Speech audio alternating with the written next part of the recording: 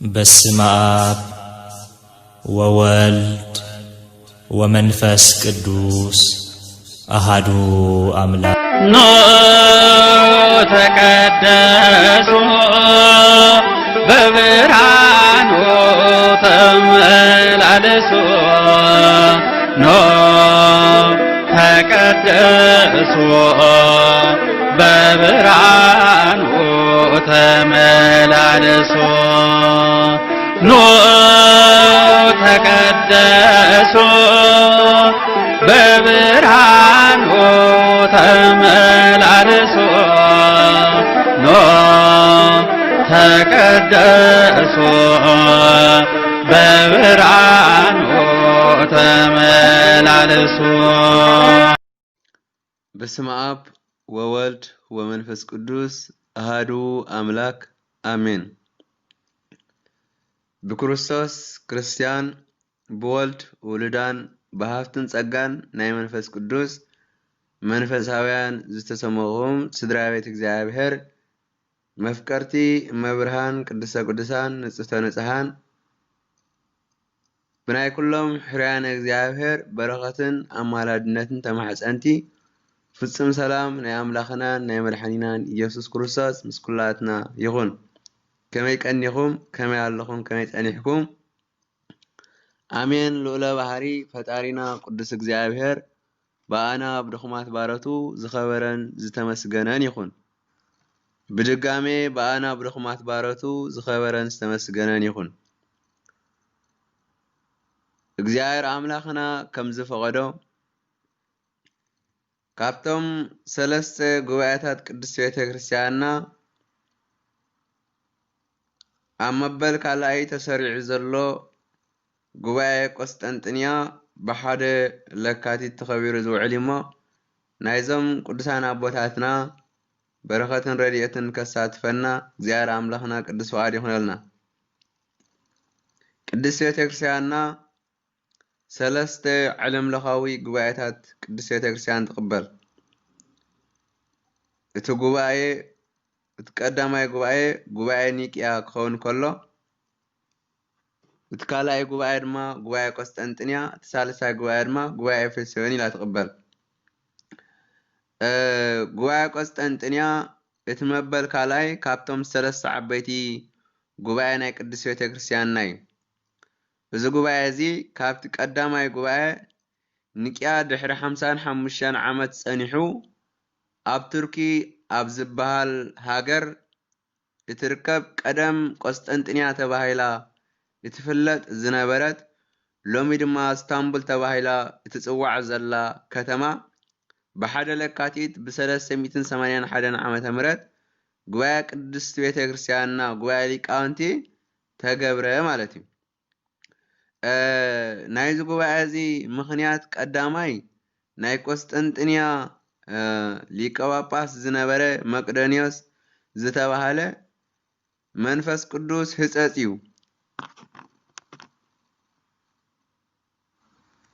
መንፈስ ቅዱስ አካል የብሉን ዝሩ ቡቱን ፍጡር ይክብል ካብ ክብሪ ዝፋን እግዚአብሔርነት ዘትሓቶ ካብ አካላት ቅዱስ ሥላሴን ዝፈለየ መቅዶንዮስ መረዳእታ ንመሃቢዩ ነይሩ ማለት እዩ።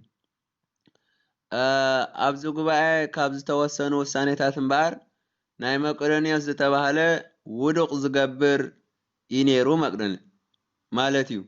መቅዶንዮስ ብዛዕባ መንፈስ ቅዱስ ክገልጽ እንከሎ ንአብ እግዚአብሔር እሰ ይነብር ዲበ መንበሩ ተባሂሉ ተነጊሩሉ እዩ።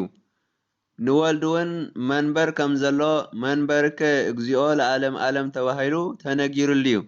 ንመንፈስ ቅዱስ ግን መንበር ተባሂሉ ዝተነግረሉ ስለዘየለ ፍጡር ዝሩ ቡቱን ህጸጽ እዩ ብምባል ይምህሮ ዝነበረ ክሕደቱ መልሲ ንምሃብ ካብ ጌጉኡ ንምእራም እዩ ተወሲኑ ዝጉባኤ ማለት እዩ። ውሳኔ ጉባኤ ቆስጠንጥንያ ኣብ ልዕሊ ጸሎት ሃይማኖት እውን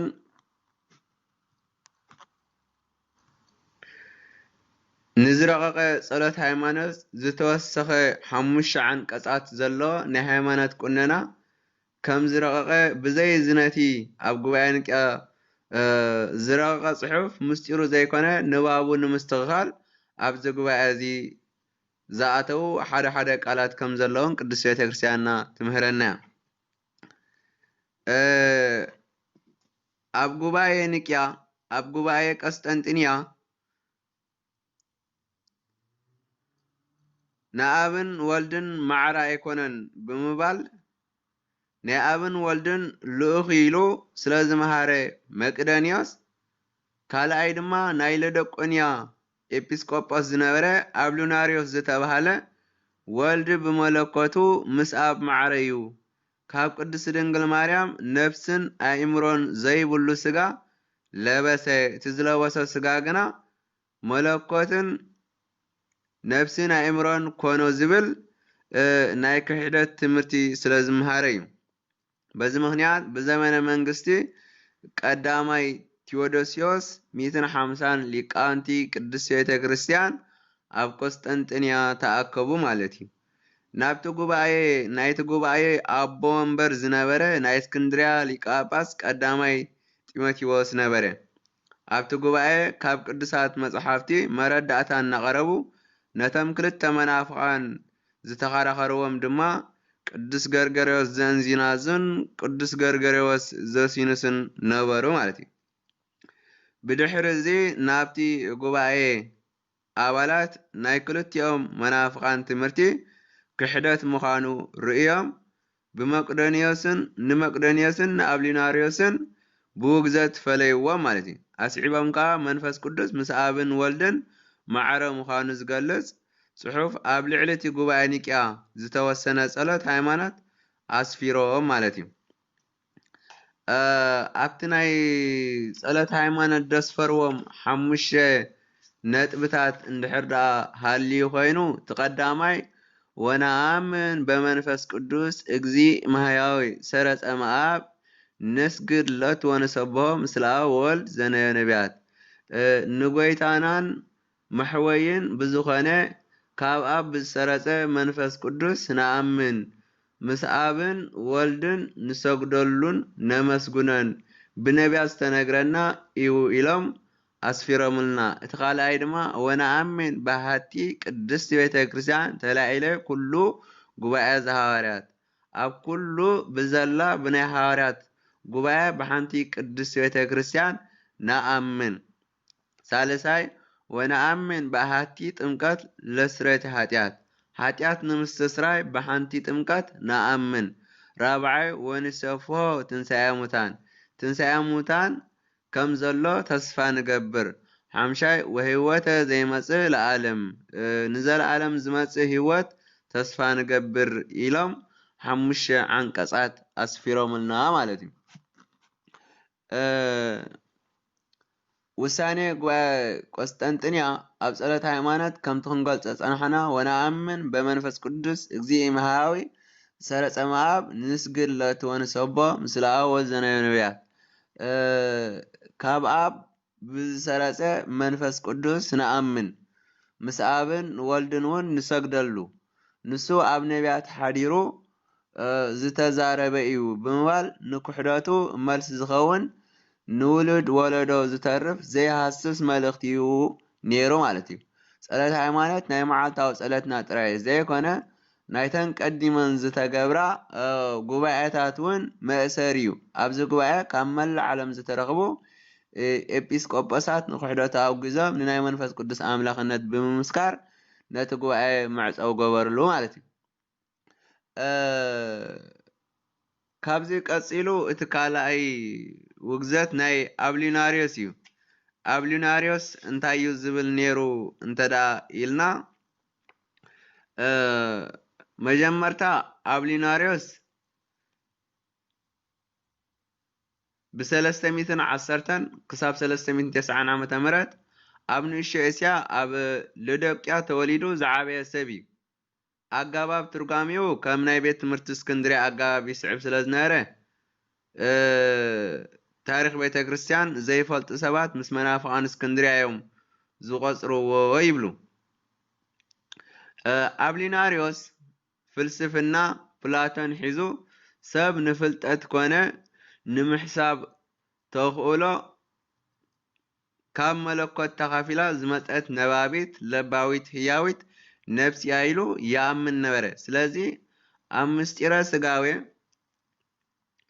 ኣምላኽ ሰብ ኣብ ዝኾነሉ ግዜ ዝተዋሃደ ስጋ ደኣ እምበር ነፍሲ ኣይተዋሃደን። ኣብ ክንዲ ነፍሲ መለኮት ንስጋ ነፍሲ ኮኖ። ከመይሲ ክልቲኦም ነፍስን መለኮትን ክወሃዱ ኣይክእሉን እዮም በለ ማለት እዩ። ህየንተ ነፍሲ ወልቦና ኮኖ መለኮቱ በለ አብሊናሪዮስ።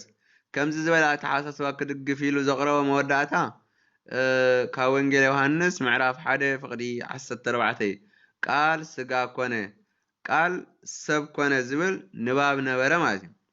ብኣተሓሳስብኡ ወንጌላዊ ቅዱስ ዮሃንስ መለኮት ስጋ ደኣ እምበር ነፍሲ ኣይተዋሃደን ዝበለ መሲልዎ ነበረ ማለት እዩ አብሊናሪዮስ። ቅዱስ ዮሃንስ ግን ኣብ ዮሃንስ ወንጌል ምዕራፍ 11 ፍቕዲ 33 ሽዑ ኢየሱስ ንሳ ክትበኪ ከላ እቶም ምስኣ ዝመፁ ኣይሁድ እውን ክበኽዩ ከለዉ ርእዩ ብመንፈሱ ተኪዙ እናሕነቕነቐ ኣበይ ኣንቢርኩምዎ በለ ይብል። ዮሃንስ ምዕራፍ 11 ፍቕዲ 38 ሽዑ ኢየሱስ ከም ብሓድሽ ብልቡ ተከዘ ናብቲ መቃብር እውን መፀ። ዮሃንስ 12:27 ሕጅስ ነፍሰይ ተጨኒቓላ እንታይ እሞ ክብል እየ ኦ ኣቦ ካብዛ ሰዓት እዚኣ ድሕነኒ ግና ምእንቲ ዝንድየ ናብዛ ዓለም እዚኣ ዝመፃእኩ። ዮሃንስ 13:21 ኢየሱስ እዚ ምስ በለ መንፈሱ ጉህዩ ሓደ ካባኻትኩም ከም ዘትሕዘኒ ብሓቂ ብሓቂ ብለኩም ኣለኹ ኢሉ ገለፀ።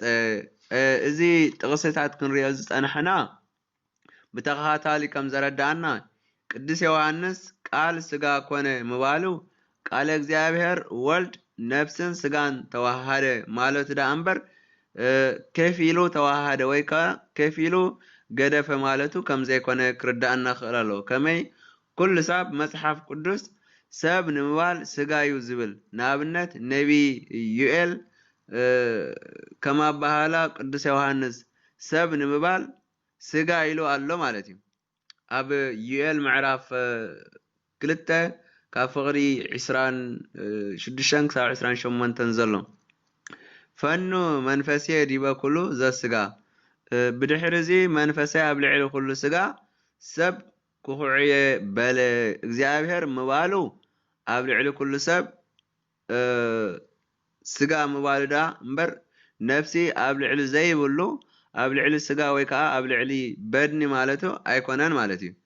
ነፍሲ ኢልካ ስጋ ስጋ ኢልካ ድማ ነፍሲ ምስማይ ኣብ መጽሓፍ ቅዱስ ዝተለምደ እዩ። ንኣብነት እኳ እንተሪእና ቀዳማ ዮሃንስ ምዕራፍ 4 ፍቕዲ 2 ዘሎ መንፈስ ኣምላኽ በዚ ኢኹም ትፈልጥዎ ኢየሱስ ክርስቶስ ሰብ ኮይኑ ከም ዝመፀ ዘኣምን ዘበለ ኩሉ መንፈስ ካብ ኣምላኽ እዩ። ኢየሱስ ክርስቶስ ሰብ ኮይኑ ከም ዝመፀ ዘይኣምን ዘበለ ኩሉ መንፈስ ግና ካብ ኣምላኽ ኣይኮነን ኢሉ ተዛሪቡሎ። ከምኡውን ኣብ ቅዱስ ጳውሎስ ናብ ሰባ ጢሞቴዎስ ኣብ ዝፀሓፎ ቀዳማይ ጢሞቴዎስ ምዕራፍ 3 ፍቕዲ 16 ወቲ ብስጋ ሰብ ዝተገልፀ ብመንፈስ ዝፀደቐ ብመላእኽቲ ዝተረኣየ ኣብ መንጎ ኣሕዛብ ዝተሰብከ ኣብ ዓለም ተኣምነ ብክብሪ ዓረገ ዝብል ናይ እምነትና ምስጢር ብርግፅ ዓብዪ ኢሉ ፅሒፉ ኣሎ ቅዱስ ጳውሎስ በረኸቱ ምስ ኩላትና ይኹን። በቲ ዘመን ዝነበሩ ሊቃውንቲ ቅዱስ ቤተ ክርስቲያንና ብፍላይ እኳ ድማ ቅዱስ ገርገርዮስ ዘእንዚናዙ ንኣተሓሳስባ አብሊናሪዮስ ዝግባእ መልሲ ሂቡሉ። ብፍላይ ድማ ቅዱስ ገርገርዮስ ዘእንዚናዙ ሰብ ዝበሃል ነፍስን ስጋን ዘለዎ እዩ። መለኮት ስጋ ኮይኑ ንሰብ ኣድሓነ ማለትካ ንነፍስን ስጋን ተዋሂዱ ንነፍስን ስጋን ኣድሓነ ማለት ኢሉ ገሊጽሎ። ስጋ ዳ እምበር ነፍስስ ኣይወሰደን እንተዳ ተባሂሉ እሞ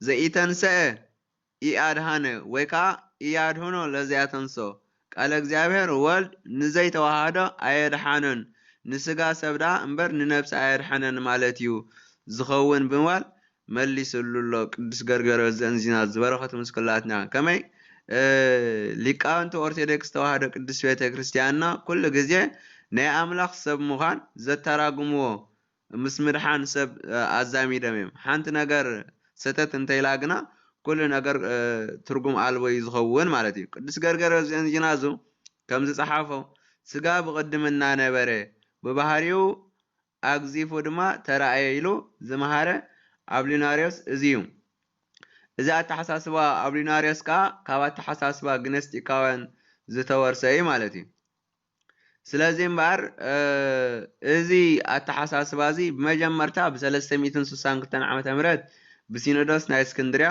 ተወጊዙ እዩ። ካልኣይ ድማ ብሲኖዶስ ናይ አንጾኪያ ብ379 ዓመተ ምህረት ተወጊዙ እዩ። ኣብ መወዳእታ ድማ ኣብዚ ጉባኤ እዚ ብ381 ብናይ ቆስጠንጥንያ ተወገዘ ማለት እዩ።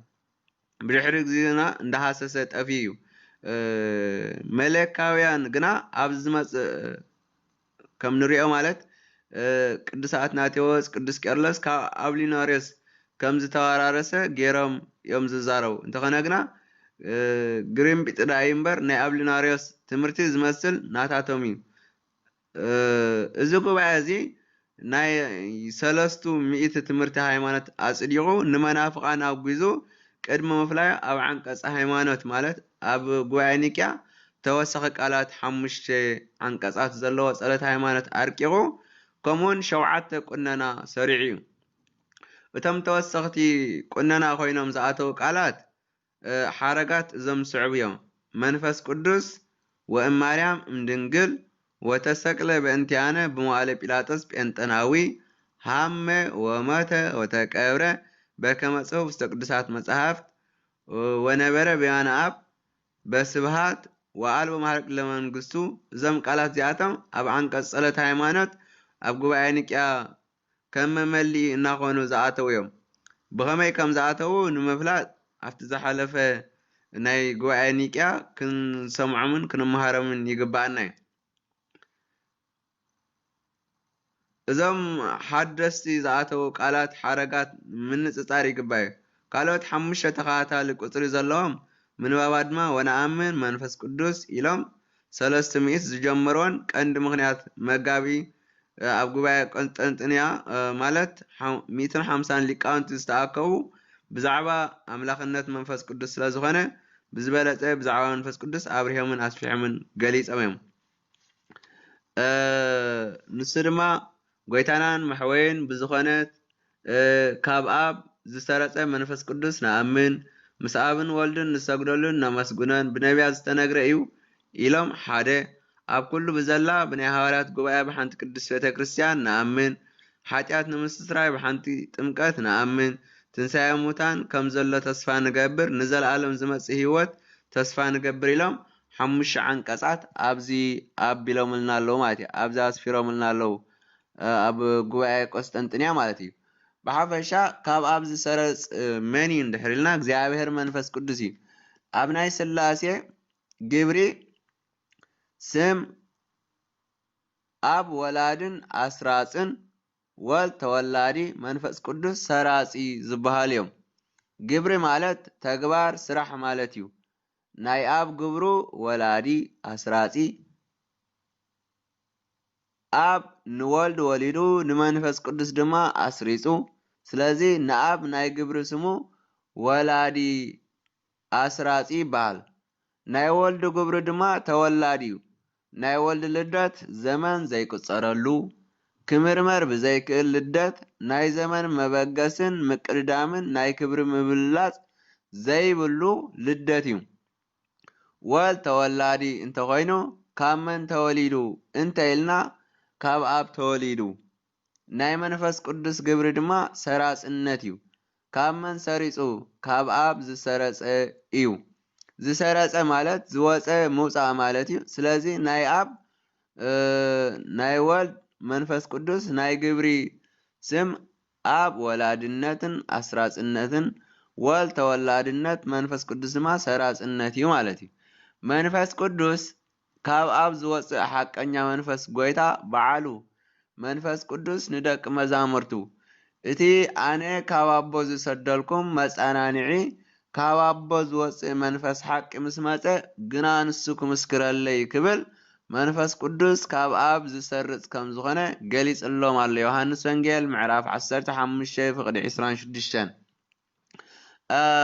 እስትንፋስ ካብ ልቢ ከም ዝወፅእ ክወፅእ ከሎ ድማ ካብ ልቢ ከይተፈልየ ከም ዝኾነ እግዚኣብሔር መንፈስ ቅዱስ እውን ካብ ኣብ ከይተፈለየ ካብ ኣብ ወፂኡ ማለት እዩ። ካልእ ኣጠቓቕማ ናይ ኣስማት ናይ ቅድስቲ ሥላሴ እዩ።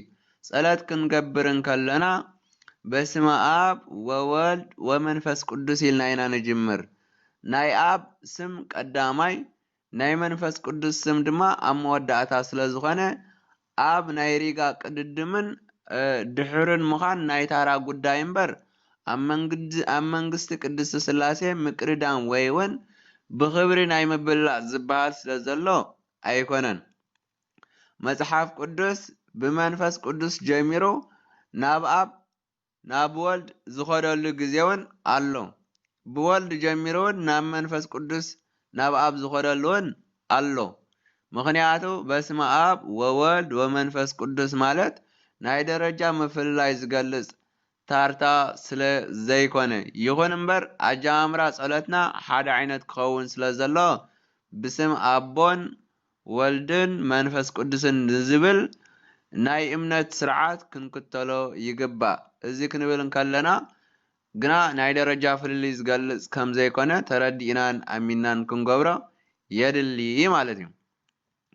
ኣብ ጸሎት ኣብ ወልድ መንፈስ ቅዱስ ኢልና ብታርታ ከም ንጥቀመሉ ናይ ሓድሽ ኪዳን መጽሓፍቲ ብኸምዚ ዓይነት ኣገባብ ጥራይ ኣይገልጸልናን እዩ። ንኣብነት ክኾንና ዝኽእሉ ሰለስተ ጥቕሲ እንድሕር ዳ ወሲድና እቲ ቀዳማይ ኢየሱስ ክርስቶስ ኪዱ ንኹሎም ኣሕዛብ ብስም ኣብን ወልድን መንፈስ ቅዱስን እንዳጥመቕኩም ዝኣዘዝኩኹም እንዳምሃርኩም ደቂ መዛሙርተይ ግበርዎም በሎም። ኣብዚ ወንጌል ጀሚሩ መጀመርታ ኮይኑ ዝተጠቕሰ እግዚኣብሔር ኣብ እዩ። ማቴዎስ ወንጌል ምዕራፍ 28 ፍቕዲ 19 ቅዱስ ሐዋርያ ጳውሎስ ናብ ሰባ ቆሮንቶስ ኣብ ምዕራፍ 2 ፍቕዲ 13 ክሳብ 10 ካልኣይ ቆሮንቶስ ምዕራፍ 13 ፍቕዲ 14 ድማ እንታይ ኢሉ ኣሎ? ጸጋ ጎይታና ኢየሱስ ክርስቶስ ፍቕሪ ኣምላኽን ሕብረት መንፈስ ቅዱስን ምስ ኩልኻትኩም ይኹን ኢሉ ናይ ኣብን መንፈስ ቅዱስን ጀማሪ ማለት ቅድሚት ኮይኑ ዝተገልጸ ወልድ እዩ። ምክንያቱ ጸጋ ጎይታና ኢየሱስ ክርስቶስ ኢሉ ዝጅምር። እቲ ሳልሳይ ድማ ማይቶተ ቤተ ክርስቲያን ኣብ ቅዱስ ጳውሎስ ማለት እዩ ናብ ሰብ ኤፌሶን ምዕራፍ 4 ፍቕዲ 4 ዝገለጸ እንድሕር ኣልዩ ሓደ መንፈስ ኣሎ ሓደ ጎይታ እውን ከምኡውን እቲ ልዕሊ ኩሉን ኣብ ኩሉን ዝኾነ ሓደ ኣምላኽን ኣቦ ኩሉን ኣሎ ኢሉ መንፈስ ቅዱስ ቅድሚት ወልድ ካልኣይ ኣብ ድማ ኣብ መወዳእታ ገሊጽዎም ኣሎ ማለት እዩ። ብሓፈሻ ክንሪኦ ከለና ኣብ ናይ ሓድሽ ኪዳን ጽሑፋት ናይ ስም ምትሕውዋስ ማለት ብሓደ ዓይነት ኣገባብ ክግለጹ ዘይተገልጽሉ ቀንዲ ምክንያት ኣብ ንሓድሕዶም ናይ ክብሪ ምብላጽ ከም ዘሎ ገይሮም ዝተረድእዎ መናፍቃን ንጌግኦም ንምእራምን ምክንያት ዝህብ ኮይኑ ንኸይርከብ ተባሂሉ እዩ ማለት እዩ። መብዛሕትኡ ግዜ ኣብ ቤተ ክርስቲያን ዘለዉ ናይ ጸሎት መጽሓፍቲ እውን እንታይ እዮም ዝብሉ?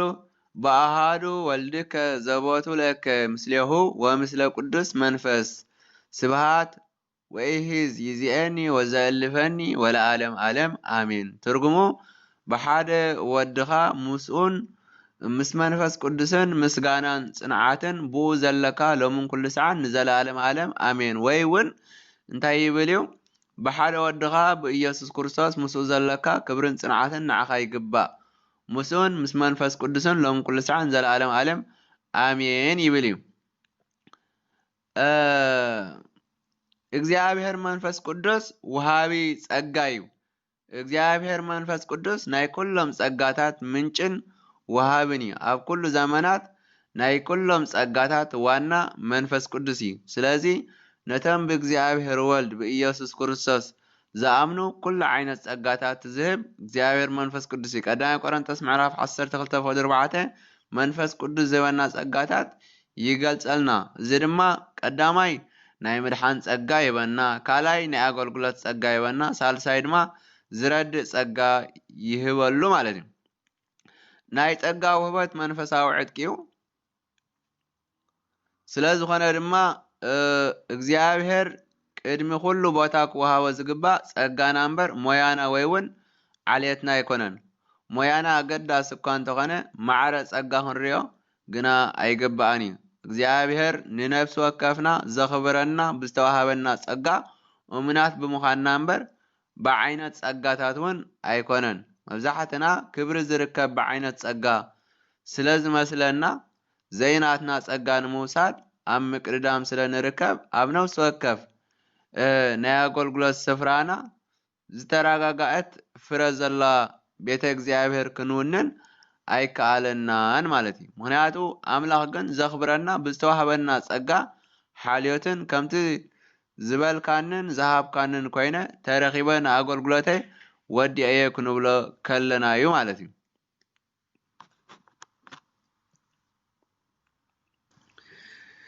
እግዚአብሔር መንፈስ ቅዱስ ኩሉ ዝኽእልን ኣብ ኩሉ ቦታ ዘሎ እዩ። ኩሉ ዝኽእል ኣብ ኩሉ ቦታ ብምልኣት ዝርከብ እግዚአብሔር ጥራሕ እዩ። መንፈስ ቅዱስ ናይ እግዚአብሔር ባህሪ ስለ ዘለዎ ኣብ ኩሉ ቦታ ዘሎን ኩሉ ዝኽእልን እዩ። ኣብ ኩሉ ሙሉእ ዝኾነ እግዚአብሔር ጥራሕ እዩ። እግዚአብሔር ኣብ ኩሉ ቦታ ብምልኣት ዘሎ ድማ ብመለኮታዊ ባህሪ እዩ። እግዚአብሔር መንፈስ ቅዱስ ብሓደ ግዜ ኣብ ኩሉ ኣሎ ኩሉ ነገር እውን ዝኽእል እዩ። እግዚአብሔር መንፈስ ቅዱስ ናይ እግዚአብሔር ባህርያት ስለ ዘሎ እግዚአብሔር እዩ። ጻድቕ ኣቦና ኢዮብ መንፈስ እግዚአብሔር እዩ ዝፈጠረኒ እስትንፋስ እቲ ኩሉ ዝኽእል እዩ ህይወት ዝሃበኒ ክብል መንፈስ ቅዱስ ፈጣርን ኩሉ ዝኽእልን ኤልሻዳይ ከም ዝኾነ መስኪሩ ነይሩ እዩ። መጽሓፈ ኢዮብ ምዕራፍ 33 ፍቕዲ 4 ተተመልኪትና ግን ስለምንታይ ኢና ብዛዕባ መንፈስ ቅዱስ ንመሃር ዘለና ኢልና ናብቲ ትምህርቲ ጥልቕ ኢልና እንድሕር ኣቲና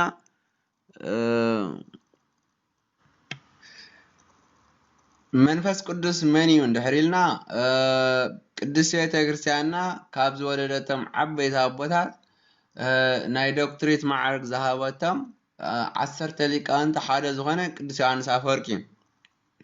ቅዱስ ዮሃንስ ኣፈወርቂ ተግሳጽ ዝሓዘ ትምህርትታት ኣብ መዓልታዊ ኣገልግሎቱ ናይ ምእመናን ከም ዝበፅሕ ዝገብር ዝነበረ ተባዕ መምህር ናይ ቅዱስ ቤተ ክርስቲያንና እዩ ነይሩ።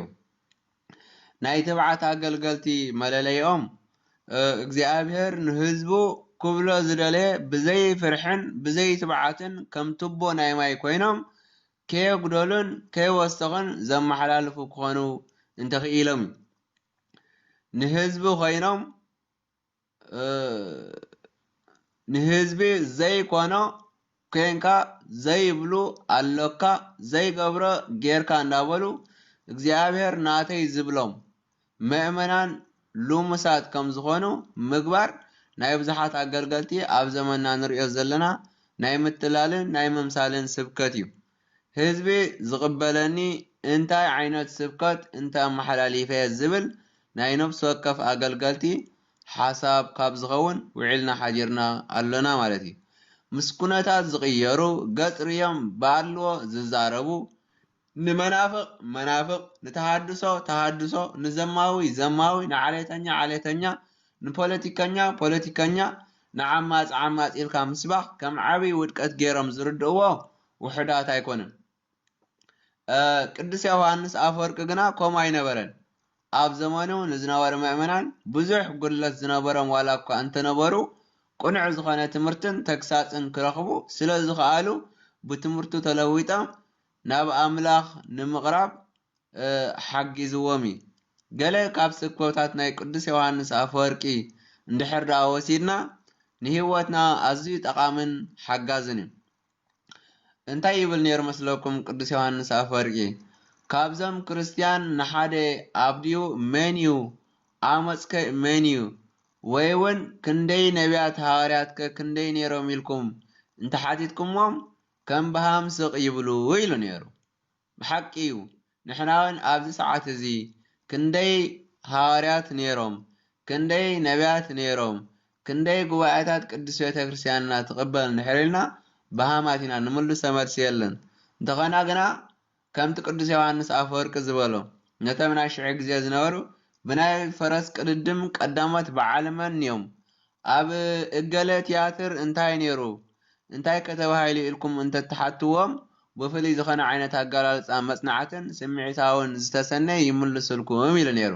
ሓቂ እዩ። ንሕና እውን ኣብዚ ሰዓት እዚ ተጻዋት ሪያል ማድሪድ ተጻዋት ባርሴሎና ተጻዋት ማንቸስተር ተጻዋት አርሰናል በዓል መን ነይሮም ተባህልና እንተ ንሕተት ብስምዒትን ወለዶኦምን ከይተረፈ ሓንቲ ብሓንቲ ቆፂርና ምነገርና ነርና ማለት እዩ ብርግጽ ቅዱስ ዮሐንስ አፈወርቅ ነቶም ኣብ ዘመኑ ዝነበረ ክርስቲያን ከም ናይ ዘመንና ክርስቲያን ዝመሳሰል ባህሪ ስለ ዝነበሮም ዝገልጸልና ዘሎ ሎሚ ኣብ ዓለም ዝፍጸሙ ናይ መዓልታዊ ፍጻሜታት ምስ መርትዖም ክገልጽ ዝኽእል ከም ዘሎ ርግጸኛታት ኮይና ክንዛረብ ንኽእል ኢና እግዚአብሔር መንፈስ ቅዱስ መን ከም ዝኾነ ንፈልጥ ግና ውሕዳት ኢና ስለዚ እግዚአብሔር መንፈስ ቅዱስ መን ምዃኑ ክንፈልጥ ኩላትና በዛ አጋጣሚ ሓደራ ይብል እግዚአብሔር መንፈስ ቅዱስ መን ከም ዝኾነ ዘይፈልጡ መመናን ሎሙን ኣዝዮም ብዙሓት እዮም ማለት እዩ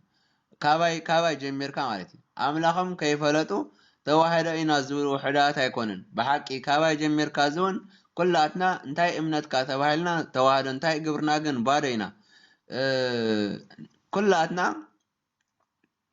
እዚኣቶም ተቆፂሮም ክንዲ ዝኣክል ኣባል ኣለና እንተተባሃለ ኣብ ቅድሚ መንፈስ ቅዱስ ዘፍርድ እዩ እቶም ዝኸዱ ጥራሕ ዘይኮነስ እቶም ዘለውን እንተኾነ ናትና ኣይኮነን ምክንያቱ ብዛዕባ እቲ ዝኣምንዎ ኣምላኽ ዝፈልጥዎ ነገር የለን ዝኾነ ኤርትራዊ ብዛዕባ ኤርትራ ከይፈለጠ ኤርትራዊ ክብል ይኽእል እዩ ብዛዕባ ክርስትና ከይፈለጠ ግና ክርስቲያን ክብል ግን ኣይከኣልን እዩ ማለት እዩ ስለዚ ሎሚ ዝዝራእ ዘሎ ወንጌል እንተሓሊፈና ክንረኽቦ ስለ ዘይንኽእል እሞ ብንቑሕ መንፈስ ክንከታተሎ ይግባእ እዩ እቲ ክፉእ ዘመን ምስ መፀ ግና ቁኑዕ ትምህርቲ ደሊና ዘይንረኽበለን መዓልታት ክመፃ ከም ምዃነን ብዛዕባ እዚ መንፈስ ቅዱስ ኣቐዲሙ ተዛሪብሉ ኣብ ቅዱስ ኣሞፅ ሓዲሩ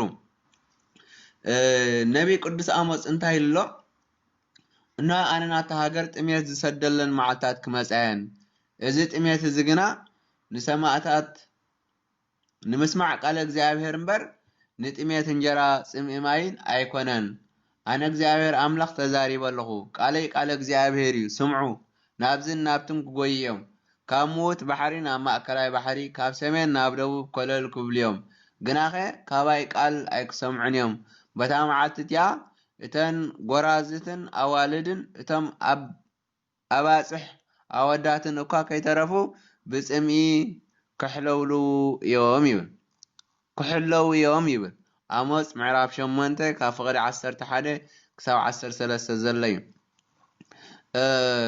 እዚ ማለት ድማ ሎሚ መንፈስ ቅዱስ ኣምላኽ ከም ዝኾነ ዘይምፍላጥ ጥሜት እዩ ሎሚ ካብ ሰለስቲኦም ኣካላት ሓደ ኣካል ከም ዝኾነ እግዚአብሔር መንፈስ ቅዱስ ዘይምፍላጥ ጽምኢ እዩ ናይ ኣብን ወልድን ህይወቶም ከም ዝኾነ እግዚአብሔር መንፈስ ቅዱስ ዘይምፍላጥ እዩ እስትንፋሶም ከም ዝኾነ ዘይምፍላጥ ድርቂ እዩ ካብቶም ሰለስተ ኣካላት ቅዱስ እቲ ሓደ ቅዱስ እግዚአብሔር መንፈስ ቅዱስ ምስ ኣብን ወልድን ማዕረ ምስጋናን ኣምልኾን ዝቕበል ከም ዝኾነ ዘይምፍላጥ ድኽነት እዩ ከም ኣብን ወልድን ናይ ገዛ ርእሱ ፍጹም ዝኾነ ኣካል ፍጹም ዝኾነ መልክዕ ፍጹም ዝኾነ ገጽ ከም ዘለዎ ዘይምርዳእ ድንቁርና እዩ ስላሴ ብመለኮት ሓደ በኣካላት ሰለስተ ናይ መለኮት ሓድነቶም ንሰለስትነቶም ዘይጭፍልቆ ናይ ኣካላት ሰለስትነቶም ንናይ መለኮት ሓድነቶም ዘይብትኖ እግዚአብሔር ኣብ መለኮት እዩ እግዚአብሔር ወልድ መለኮት እዩ እግዚአብሔር መንፈስ ቅዱስ መለኮት እዩ ዋላ እኳ እንተበልና ሓደ መለኮት እምበር ሰለስተ መለኮት ከም ዘይኮነ ግና ዘይምርዳእ ድኽነት እዩ ኣብ ኣምላክ እዩ ወልደ ኣምላክ እዩ መንፈስ ቅዱስ ኣምላክ እዩ ኢልካ ክትምስክር ዘይምኽኣል ድንቁርና እዩ ሎሙን ኣብ ዘመን ዘሎ ወለዶ ኣሎ ማለት እዩ እሞ ነቲ ዝወሃበና ቁኑዕ ትምህርቲ ኣብ ግዚኡ ክንጥቀመሉን ክንፈልጥን እግዚአብሔር መንፈስ ቅዱስ ይሓግዘና እንተዘይኮይኑ ግና ከምቲ ሎሚ ጽባሕ ክመፀና ከም ዝኽእል ርግፀኛታት ኣይኮናን መናፍቕነት ዝበዝሓሉ ንቤተ ክርስቲያን መሲሎም ልቡ ብዙሓት ናብ መናፍቕነት ገጹ ዝመርሑ ቁኑዕ ትምህርቲ ዘይምህሩ ተሃድሶ ከም ዘመንና ዝበዝሓሉ ዘመን ኣይነበረን እዚ ድማ እቲ ጽባሕ ዝመጽእ ክፉእ ዘመን ዋዜማ እዩ እሞ ንጽባሕ ዝኾነና ኣብ ሎሚ ኮይንና ስንቅና እንተዘይመሊእና ጽባሕ ፈተና መዓልቲ ክትከውን ትኽእል እያ ሎሚ ኩሉ መጽሓፍ ቅዱስ ተሸኪሙ ጥቕሲ እንዳጠቐሰ ምእመናን ነቲ ሓቂ ፈልዮም ምርዳእን ምስዓብን ተሸጊሮም ዝደናገሩ ናበይ ገጾም ከም ዘብሉ ማእዝኖም ክሳብ ዝጠፍኦም ከም ሓደ ዝሰኸረ ሰብ ከም ዝኾኑ ገይሮም ካብታ ቅንዕቲ እምነት ከም ዝወፁ ንምግባር ዝሰርሕሉ ዘለው ዘመን ከም ዝኾነ ኩልና ተረዲእናዮ ዝተረዳእናዮ ይመስለንን ግን እግዚአብሔር ግን ንደቁ ዝእክበሉ ነቲ ሓቂ ዝምህሩ ብዙሓት ሊቃውንቲ መምሃራን ሰባኽያነ ወንጌል ከምኡውን ብዘለዎም ጸጋ ተጠቂሞም ምእመናን ነቲ ቁኑዕ ትምህርቲ ፈልዮም ከም ዝፈልጡ ኣብ ምግባር ንዝደለናዮ ኣብ ገዛና ከም ዝበጽሕ ዝገብሩ ቴክኖሎጂ ኣብ ጥቕሚ ኦርቶዶክሳዊ ተዋህዶ ከም ዝውዕል ዝገብሩ ብጸሎት ኣርድእቲ ኣተንሲኢልና ከም ዘሎ ተረዲና ነቲ ቁኑዕ መልእኽቲ እግዚአብሔር ክንጥቀመሉ ይግባአና እዩ። እግዚአብሔር መንፈስ ቅዱስ ኣምልኾን ስግደትን ዝግቦ እዩ። መንፈስ ቅዱስ ከም ኣብን ወልድን ስግደትን ኣምልኾን ዝቕበል ንዓና ድማ ክንሰግደሉን ከነምልኾን ዝድግፈና መንፈስ እዩ። ኣብ ልብና ኮይኑ ንኣምልኾት እንዳነቃቕሓና ኣብ ዝፋኑ ኮይኑ ድማ ንኸነምልኾ ዝባርኸና እዩ። እግዚአብሔር ኢልና ክንዛረብ ከለና ኩሉ ኣብ ኩሉ ንብል ነዚ እዩ። ምምጻእ ከየድለዮ ኩሉ ግዜ ምሳና እዩ። ምኻድ ከየድለዮ ክሳብ ወሰን ዓለም ዘሎ ጉዳይና ዝፍጽመልና እዩ። እግዚአብሔር ካብኡ ንላዕሊ ሓደ እኳ ዘየለ ጉልላት ንምትንካፍ ቅንዕ ዘየብል ካብኡ ንታሕቲ ዕምቆት ዘሎ ስለዘየለ መሰረታት ንምትንካፍ ትሕት ዘየብል ኩሉ ኣብ ውሽጢ ዝኾነ እዩ። ሰማይን ምድርን ንዓና ጽንፊ ዘይብሉ መጀመርቱ ዘይንርእዮ ዓበይቲ እዮም። ኣብ ቅድሚ እግዚአብሔር ግን ንኣሽቱ እዮም። እግዚአብሔር መንፈስ ቅዱስ ኩሉን ኣብ ኩሉ ዝኾነ ኣምልኾ ተቐባሊ እዩ ማለት እዩ። እግዚአብሔር መንፈስ ቅዱስ ንጽባሕን ትማልን ዝገዝእ እዩ።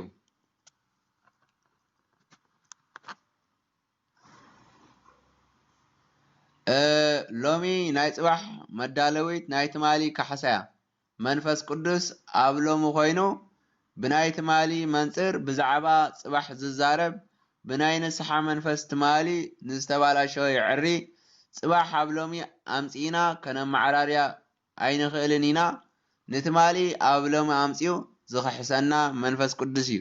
ቅድሚ 1000 ዓመታት ዝተነግሩ ትንቢታት ዝተዋህቡ ተስፋታት ዝፍጽም እግዚአብሔር መንፈስ ቅዱስ እዩ።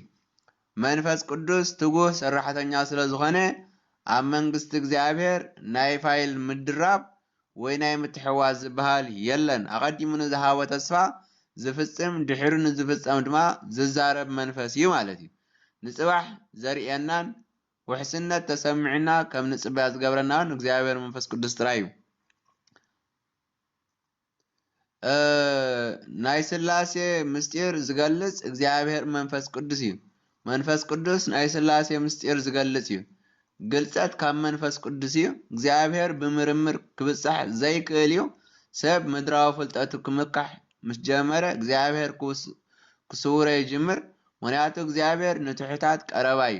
ኣነ ዓቕመይ ድኹም ሓንቲ እኳ ዘይክእል እየ ዝብል ትሕትና ኣብ ቅድሚ ሰብ ናይ ሕስረትን ስዕረትን መግለጽ ክኸውን ይኽእል እዩ። ብዓይኒ እግዚአብሔር ግና ክብሪ ዘውህብ እዩ። እግዚአብሔር ንኹልና ዝቕበልን ዝቀበለናን መዕቀኒ ሓንቲ ዘይብልና ባድነትና ርኢ እዩ። ንርእስና ኣብ ቤተ እግዚአብሔር ዘኽበርናያ እቲ መምዘኒ ሓንቲ ዘይብልካ ስለ ዝኾነ እዩ።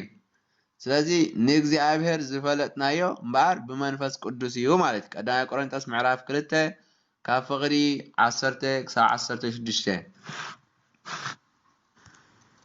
መንፈስ ቅዱስ እንታይ ማለት እዩ እንድሕር ኢልና መንፈስ ቅዱስ ዝብል ቃል ካብ ክልተ መንፈስን ቅዱስን ንዝብሉ ሓረጋት ዝተወስደ ስርወ ቃል እዩ። መንፈስ ዝብል ቃል ዝድህስስ ዘይጭበጥ ረቂቕ ሓይሊ ዝብል ትርጉም ዝሓዘ ኮይኑ ምስ ነፍሲ ንፋስ ዝብሉ ቃላት ሓደ ዓይነት ትርጉም ዘለዎ ኮይኑ ንርቀት ዘመልክት እዩ። መንፈስ ዝብል ቃል ኣብ ቅዱሳት መጽሓፍቲ ብዙሕ ዓይነት ትርጉም ተዋሂብዎ ንረኽቦ።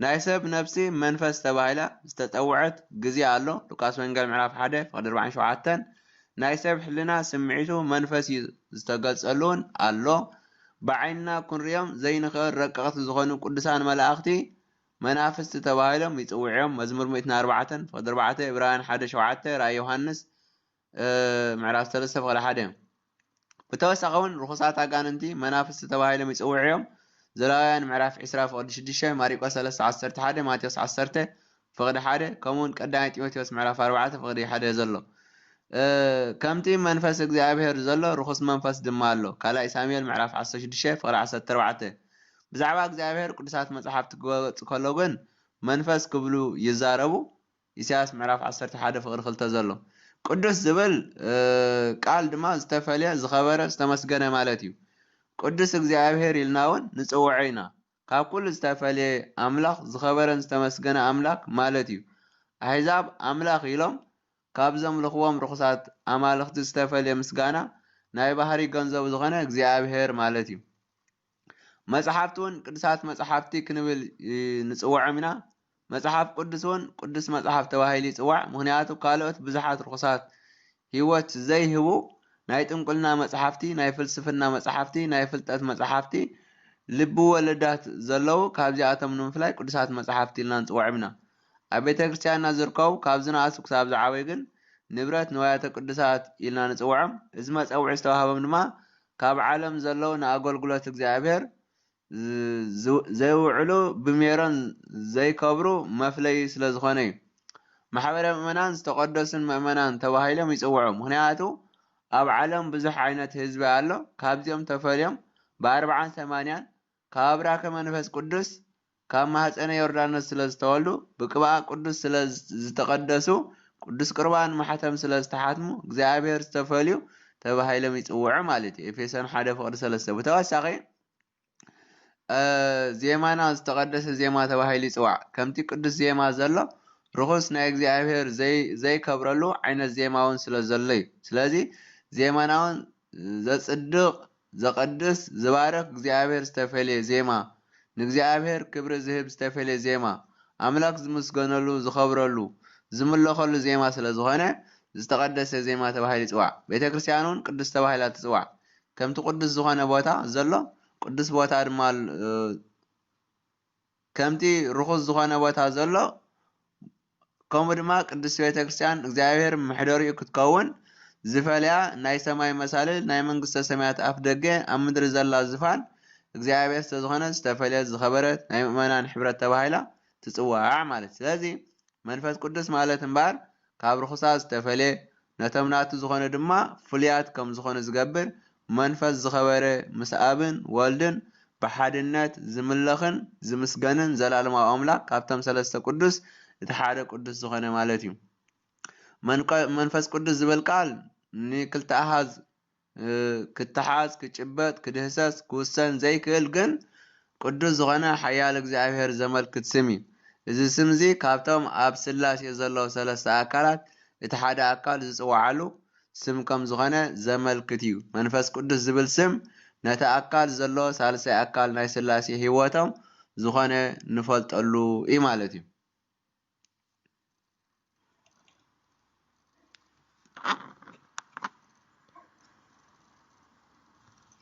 ስለዚ እምበኣር መንፈስ ቅዱስ ኣካል ዘለዎ ስለ ዝኾነ ሓደ ኣካል ዘለዎ ጥራሕ ክገብሮም ዝኽእል ግብራት ኣብኡ ክረኣዮም ከሎ ንረኽቦም ካብቶም ሰለስተ ኣካላት ሓደ ኣካል ናይ ስላሴ ዝኾነ እግዚአብሔር መንፈስ ቅዱስ ኣካል ዘለዎ ስለ ዝኾነ ማለት መንፈስ ቅዱስ ይፈጥር እዩ ኢዮብ 33 ፍቅዲ 4 መንፈስ ቅዱስ ይሕል እዩ ኢሳያስ 11 ፍቅዲ 10 መንፈስ ቅዱስ ይእክብ እዩ ኢሳያስ 34 ፍቅዲ 16 መንፈስ ቅዱስ ናብ ዕረፍቲ የምጽእ ኢሳያስ 63 ፍቅዲ 10 መንፈስ ቅዱስ ንፍጥረታት ኣመልኪዕዎም እዩ ኢዮብ 26 ፍቅዲ 13 መንፈስ ቅዱስ ይህብ እዩ ግብረ ሃዋርያት ምዕራፍ 4 ፍቅዲ 4 መንፈስ ቅዱስ ይቅድስ እዩ ቀዳማይ ቆሮንጦስ ምዕራፍ 6 11 ካልኣይ ተሰሎንቄ ምዕራፍ 2 13 መንፈስ ቅዱስ የንጽ እዩ ቀዳማይ ቆሮንጦስ ምዕራፍ 6 11 መንፈስ ቅዱስ يحضر እዩ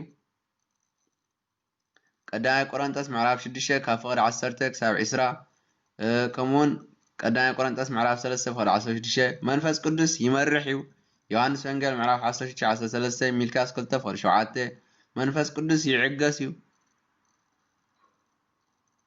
ሮሜ ምዕራፍ 15:13-14 መንፈስ ቅዱስ የጸናንዕ እዩ ዮሐንስ ወንጌል ምዕራፍ 15:26 መንፈስ ቅዱስ ይምህር እዩ ዮሐንስ ወንጌል ምዕራፍ 14:26 መንፈስ ቅዱስ የዘኻኽር እዩ ዮሐንስ ወንጌል ምዕራፍ 14:26 መንፈስ ቅዱስ ይቁጣዕ እዩ ኤፌሶን ምዕራፍ 4:3 መንፈስ ቅዱስ ይግስጽ እዩ ዮሐንስ ወንጌል 16 ዮሐንስ ወንጌል ምዕራፍ 16:8-10 መንፈስ ቅዱስ ሓሶት ይጸልዩ ግብረ ሐዋርያት ምዕራፍ 5:3-4 መንፈስ ቅዱስ ይፈርድ እዩ ኢሳያስ ምዕራፍ 4:4 ኢሳያስ 28:6 ዮሐንስ ወንጌል ምዕራፍ 16:11 መንፈስ ቅዱስ በአምልኾቱ ቀና እዩ ማቴዎስ ወንጌል ምዕራፍ 12:32 መንፈስ ቅዱስ ይሽከም እዩ ግብረ ሐዋርያት ምዕራፍ 20:28 መንፈስ ቅዱስ ይምስክር እዩ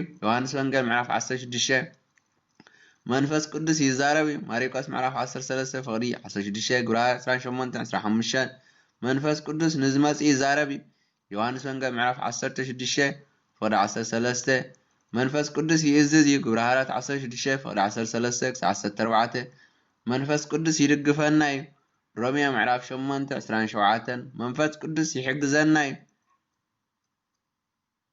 መንፈስ ቅዱስ ይሓዝን እዩ ኢሳያስ 63:10 መንፈስ ቅዱስ ይምርምር እዩ ቀዳማይ ቆሮንቶስ ምዕራፍ 2:10 መንፈስ ቅዱስ ብዛዕባ መጻኢ ጽባሕ ይፈልጥ እዩ ግብረ ሐዋርያት 21:11 መንፈስ ቅዱስ ይሰምዕ እዩ ዮሐንስ ወንጌል ምዕራፍ 16:13 ሓደ ፍጹም ዝኾነ ኣካል ዘሎ ክገብሮ ዝኽእል ኩሉ መንፈስ ቅዱስ ክገብር ዝኽእል ከም ዝኾነ ካብዞም ዝገለጽናዮም ጥቕስታት ክንመሃርን ክንርዳእን ንኽእል ኢና ብዛዕባ እዚ ቅዱስ ባስልዮስ ዘቂሳርያ ክገልጽ ከሎ ወበህየ በውእቱ መካን ንነጽሮ መንፈስ ቅዱስ በመካን ዝሃልዉ ቦቱ አብ ወልድ ወለቱ ኩሉ እበየ በመለኮት ዝሃሎ አብ በወልድ ዘውእቱ ምህረት ወሳህል አእምሮ ወቅድሳት ወህይወት ወንጽህና ይብል አብን ወልድን ኣብ ዘለዎ ኣብኡ መንፈስ ቅዱስ ንርእዮ ናይ መለኮት ክብሪ ብዝኾነ አብን ወልድን ዘሎ ምሕረት ይቕረታ ፍልጠት ቅድስና ህይወት ንጽህና ኩሉ ገንዘብ እዩ ኢሉ የስተምረና ሞ ዝተማሃርናዮ ኣብ ጽላት ልቦና ይጽሓፈልና በረኸት ረድኤት እግዚአብሔር መንፈስ ቅዱስ በረኸት ረድኤት ኩሎም ሕርያነ እግዚአብሔር ኣብ ጉባኤ ቆስጠንጥንያ ዝተኣከቡ ቅዱሳን ኣቦታትና ሊቃውንቲ 150 በረኸቶምን ረድኤቶምን ኣጽናፋዊት ሃዋርያዊት ጥንታዊት ኦርቶዶክሳዊት እምነቶም ኣብ ኣጸኒዕናን ኣብኣ ክንነብር ድማ እግዚአብሔር መንፈስ ቅዱስ ይደግፈና ስብሐት ለእግዚአብሔር ለወላዲቱ ድንግል ለመስቀሉ ክቡር ይታኮቶ ይሰባህ ስሙ ለእግዚአብሔር አምላክነ ወትሮ ኩሉ ጊዜ ኩሉ ሰዓት አሜን ዝተማሃርናዮ ኣብ ጽላት ልቦና ይጽሓፈልና